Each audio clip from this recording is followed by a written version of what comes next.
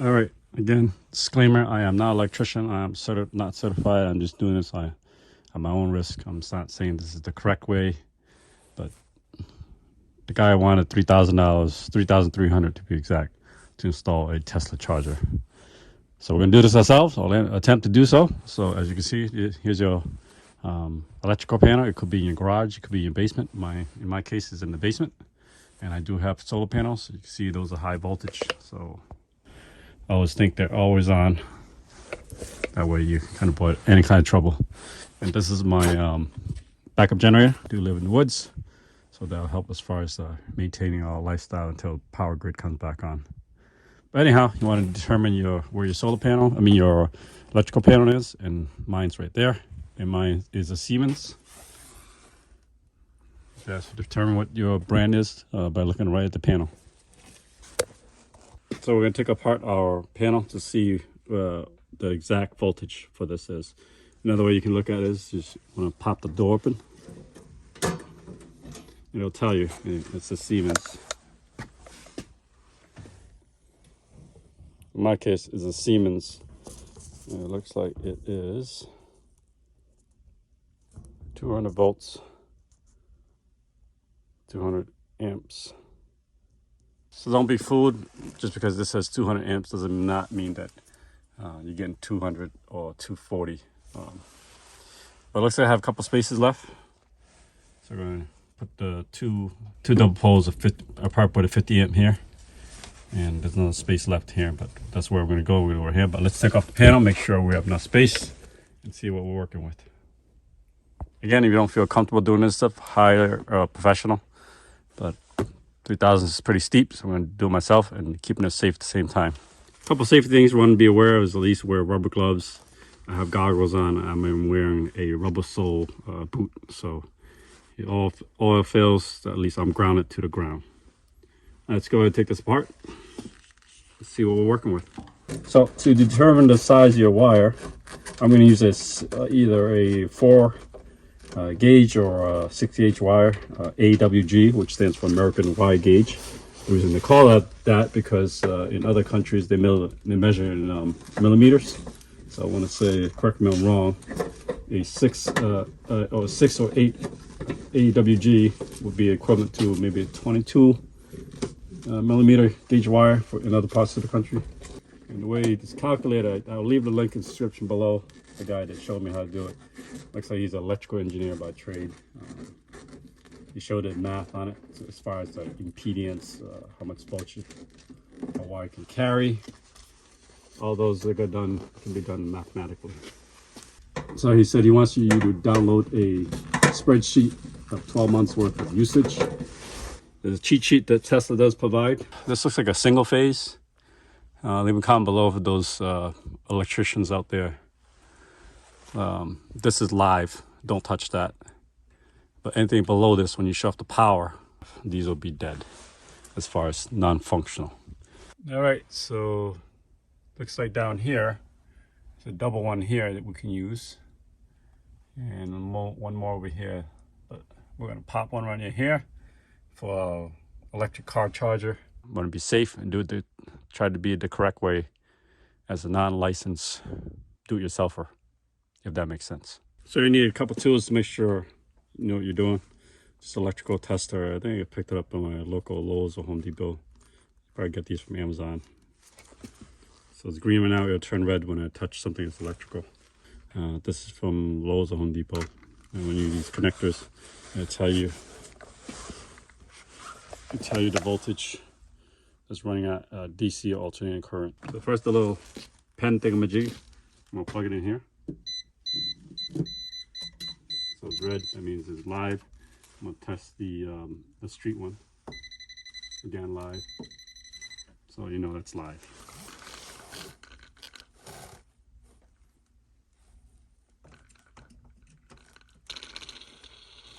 So that is live, my friends. So my plan of attack is probably ones that's similar. So I see a 50 amp here, right there. And I don't know if you don't know, but I didn't know. These, the black and the red, they're interchangeable. The color is just so you can denote which one goes to where. But when you put it on the circuit breaker, it doesn't matter if it's the red's on top, the black's on bottom. So we're going to copy this, the 50 amp here, get the same exact circuit breaker, and then attach it here. That'll be on plan attack. Put it there. And I'm going to knock out these bottom ones, preferably just a 3/4 inch conduit. And then we're going to snake it all up over the top, up there, through there, and then through the garage that way. So there's a whole bunch of them. You can, I think these are 1/2 inch, and then these can be 3/4 up to 1 inch right there. So I knocked it out. Basically, just punch it through. Right there. And safety precaution, I advise you to use the Klein 1000 volt insulated flathead. So you knock this out underneath. You happen to hit the, because right now the panel's live, so I didn't want to shut off. So I think we're good there. Knock that out. 90 degree, that is provided from the kit, the flex pipe.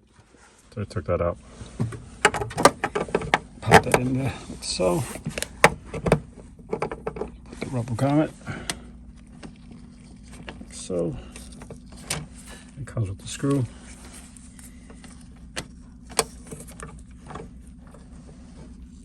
Screw down. You can see the rubber grommet underneath. And we'll go all that way over there.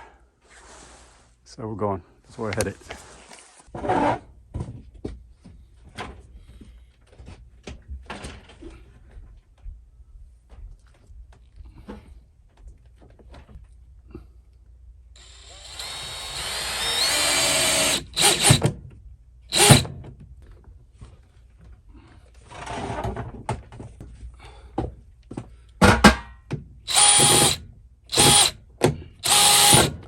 I did try to drill through concrete.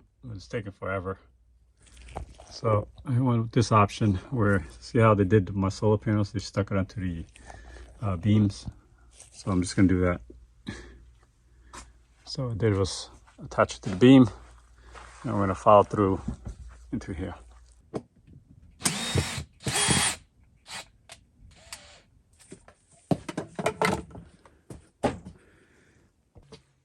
All right, to run the wires, I'm going to tape this up with some electrical tape and then grease it with some dielectric grease.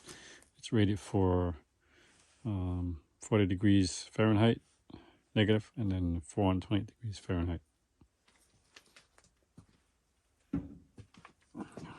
And tape this up with some electrical tape.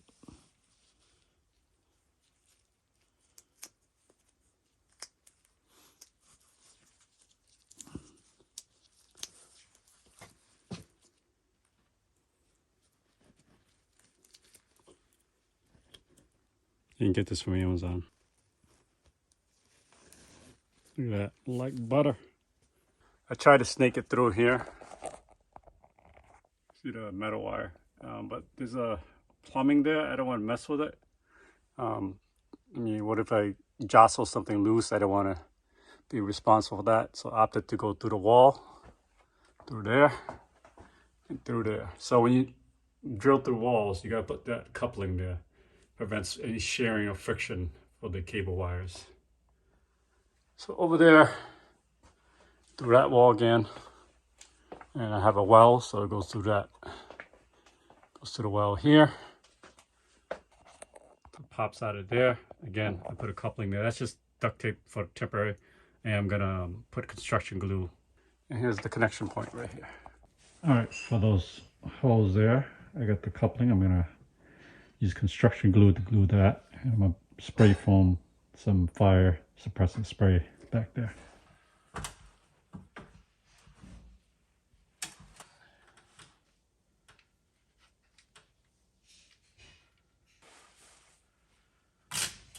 As you saw, I had to poke a hole through my wall, so it did by 1 inch by 3 inch, and I was painted to match the wall. That way it looks like it was meant to be. All right, I'm gonna place it right here. I used to have a paper towel right here, so I took out the paper towel, and the Tesla recommends 48 inches. I measured out right there, about 3 feet, or 60 inches was 5'1". I mean 5 feet even. We use our template that was provided right here. So a couple options here to tell you how to screw this in. I'm gonna go with this one right here, the first one on my thumb here. Just a couple tries.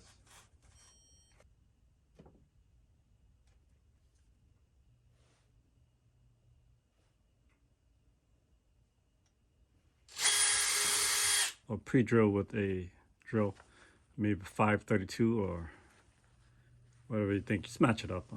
Trying to get all technical, but we're gonna go with these holes right here. So one there,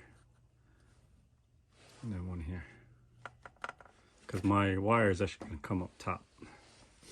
It's gonna come up from here up.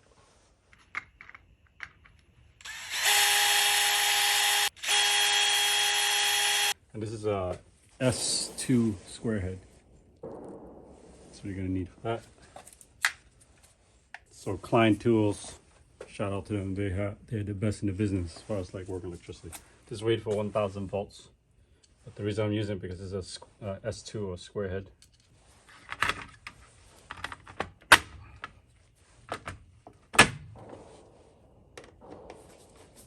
Just pop this off.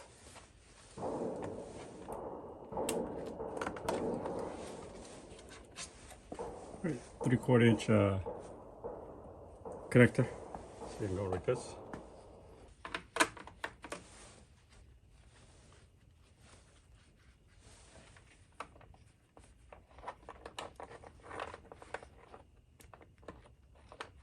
Yeah.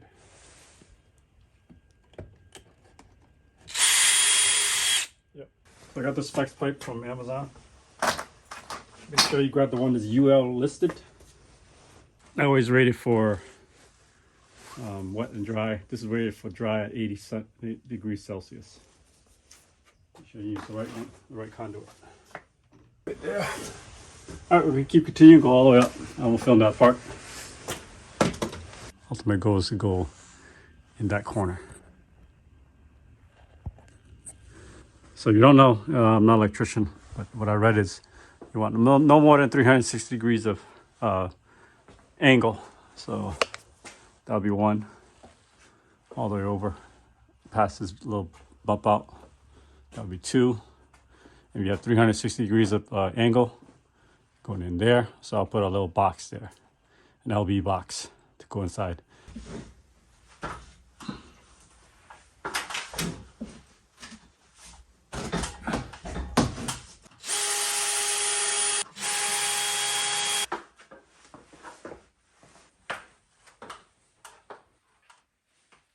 All right, to put the LB in, I need to drill a hole. So I drilled that hole with the hole drill right there. Looks like a 3/4 inch. So this will go in there. This connects to here, and the flex pipe comes in here. So I'm gonna cut it with a pipe cutter.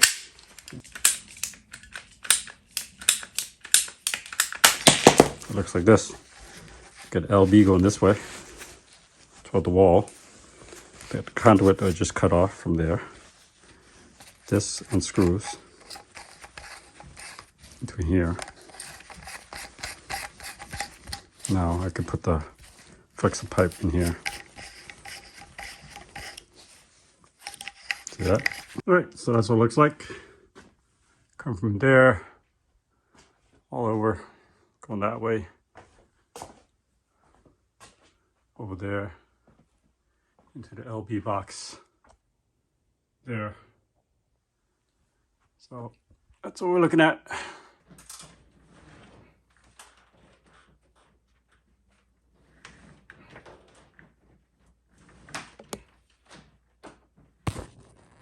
All right, so we've gotten this far. We're able to snake the wire in here. So like I said, I'm gonna make the white ground for me, as you see in this picture here. And the red and black is gonna line up L2, L1, line 1, line 2, neutral versus line 1. And we'll torque this down to 50 inch-pounds or 5.6 Newton meters as specified. So this is a universal charger, so I can kind of daisy chain or link another charger if I wanted to. So I'm gonna come down from here as specified in the pamphlet. So if you're coming from the top, they want you to go from like that, kind of loop down and up from below, kind of, and then put the safety strap on there. And we'll follow the instructions.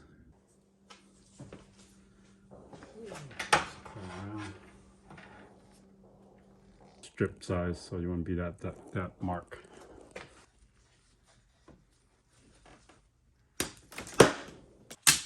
Again, I got wire stripper here from Klein, not sponsored yet. Maybe they'll get in touch with me. And there's a 6-gauge number right there. You just kind of cut it to that specified account. So for all the forums I've been watching, they said, torque this up, give it a pull, torque it again. So basically, I'll make sure, because believe it or not, when electricity flows through here, there's a little jolt, some movement. So you want to keep snugging it up. So we're going to set this to 5.6 newton meters or 50 inch-pounds. 50 inch-pounds or 5.6 newton meters or 5.64 to be exact. Which is the same as 50 inch-pounds. So I can see why a lot of people have trouble, because you think it's too tight, but that's what they want. Because I feel like I'm going to break it, because this is plastic. But yeah, it's pretty tight here. It could be 5.6 or 50 inch-pounds. So we'll give it a tug and then we'll retighten it again.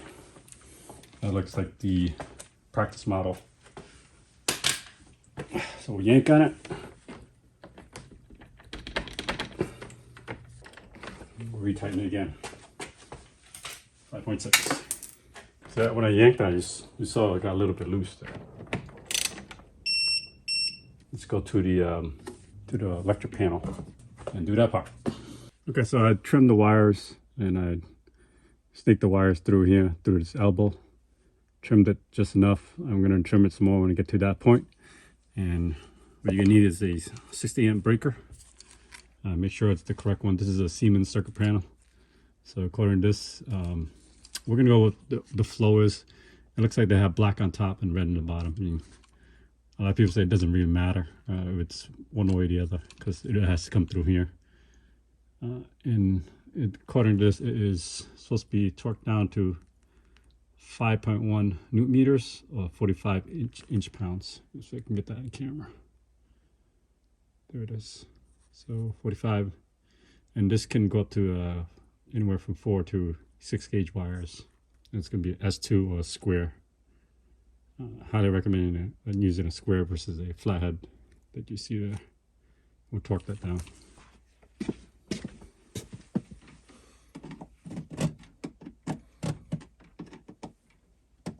There's a measurement for stripping your wire. That's it, right there.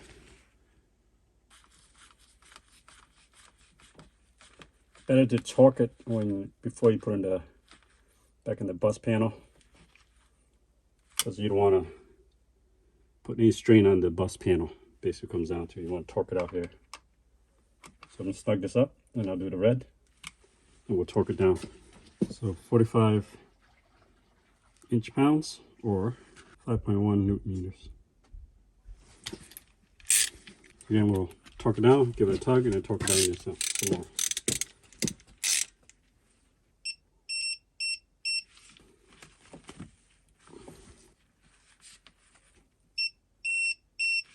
Slides right in. There's only 4 tabs altogether. 2 at the top and 2 at the bottom. Get down there.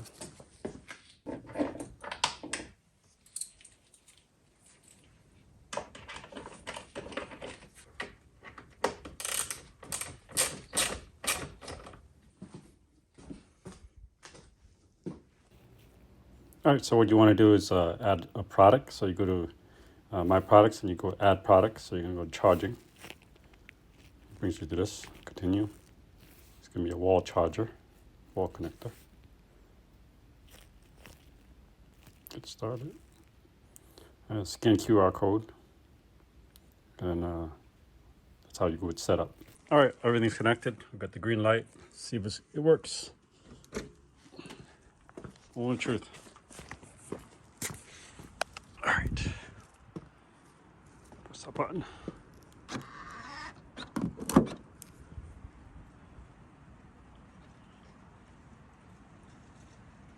It's green.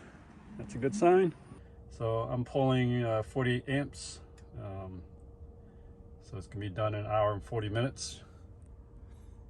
So still faster than your typical charging. It'll never pull more than 60 amps. That's just a safety feature. All right, that was it. So we installed this here. You know, the guy quoted me almost $3,000 for it. So he would put it in parts and labor. The labor is free. Parts was $1,000. So I saved myself $1,800. So a little couple things here as a note. So pro tip is this does get warm. That's why they require the THN wire. It does get warm when you charge your car.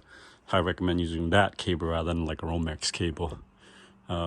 The other thing is when you go to turn on the switch, the circuit breaker, just have everything set up ready to go as far as like, you know, registering the mobile wall charger, because it only gives you like 15 seconds to register the whole thing. And the QR code is actually in your brochure that's in the universal charger. And lastly, because I live in Massachusetts, National Grid does offer a rebate where you charge off-peak hours. So basically you're not technically getting a check in the mail. It's kind of like a credit toward your electricity bill. So you earn a rebate for that. I think it says 3 cents for every time you charge off-peak hours, which is, I want to say on their website, is October till June is the off-peak hours. You get 3 cents for every time you charge at that time. Basically, you're recurring a rebate. And in summertime, you get 5 cents. So basically, you're earning credit toward your account. So hope that's helpful. And we would do this on our own. Saved ourselves to $1,800, $1,800 USD, and was able to install it ourselves. Again, if you like this kind of content, it will help you cost savings and doing stuff yourself. So especially for this video here, this will be under EV and stuff. Appreciate everybody watching these videos. If you like this kind of content, go ahead and subscribe to the channel. I'll see you next video.